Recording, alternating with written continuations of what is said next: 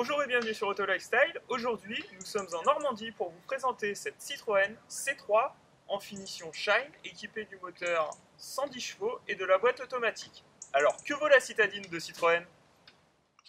Parlons maintenant du design de cette Citroën C3. Donc, notre modèle d'essai est équipé d'une couleur biton. La carrosserie est de coloris blue cobalt, donc un bleu, et le toit est blanc. Comme on peut donc le retrouver sur la citadine apparue en 2016, on retrouve donc la calandre typique de la marque avec donc les chevrons qui se prolongent jusqu'aux deux rampes de feu l'une au-dessus de l'autre, qui est synonyme maintenant de la marque Citroën. On retrouve sur le profil du véhicule les air bumps, alors qui sont optionnels le cas échéant. Après, les formes globales de l'auto sont assez sympas et rigolotes puisqu'elles sont tout en rondeur en adoptant un look un petit peu SUV, un peu surélevé. Au final, elle se différencie dans le segment où elle apparaît et c'est vraiment plutôt sympa de la part de Citroën. Parlons un petit peu chiffres maintenant par rapport à cette C3. Comme je le disais en préambule, c'est une citadine. Donc qui dit citadine dit dimension contenue. En termes de longueur, elle ne fait que 3,99 m. La largeur est de 1,74 m. Dans l'habitacle, ce qui n'est pas forcément le point fort de cette C3, on retrouve quand même un coffre proposant un volume de 300 litres pouvant aller jusqu'à 922 litres. Passons maintenant à ce qu'il y a sous le capot. Le moteur, c'est un 1,2 litre, 3 cylindres de 110 chevaux, PureTech. Enfin, finissons donc ces chiffres par le tarif de cette voiture d'essai. C'est une finition Shine, donc le haut de gamme chez Citroën, équipée de la boîte automatique EAT6 et donc du moteur 110 chevaux comme je le disais. Elle est de 20 200 €. Dans l'habitacle de la petite citadine française, c'est un peu le même constat que pour la partie extérieure.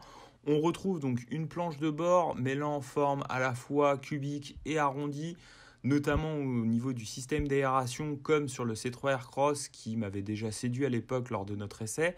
Au niveau de l'ergonomie, on note donc que Citroën a été à l'essentiel avec peu de boutons et un système d'infodivertissement pareil qui se montre plutôt intuitif. On soulignera malheureusement la présence massive de plastique un peu dur et on va dire pas très tape à l'œil. L'habitabilité arrière se montre correcte, tout comme le coffre qui offre un volume de 300 litres. Parlons maintenant donc de l'essai routier de cette Citroën C3. Donc cette C3 c'est avant tout une citadine, elle fait partie du segment B.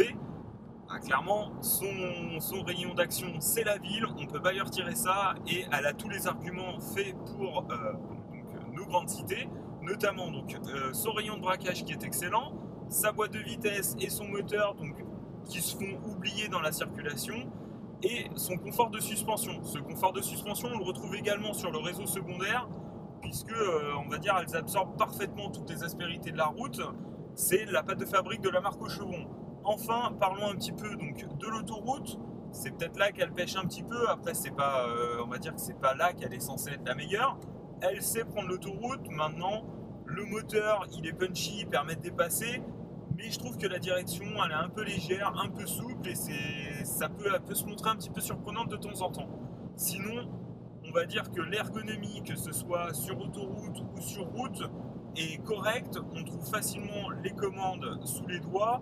Au niveau du volant, on retrouve donc tout ce qui est lié à la radio.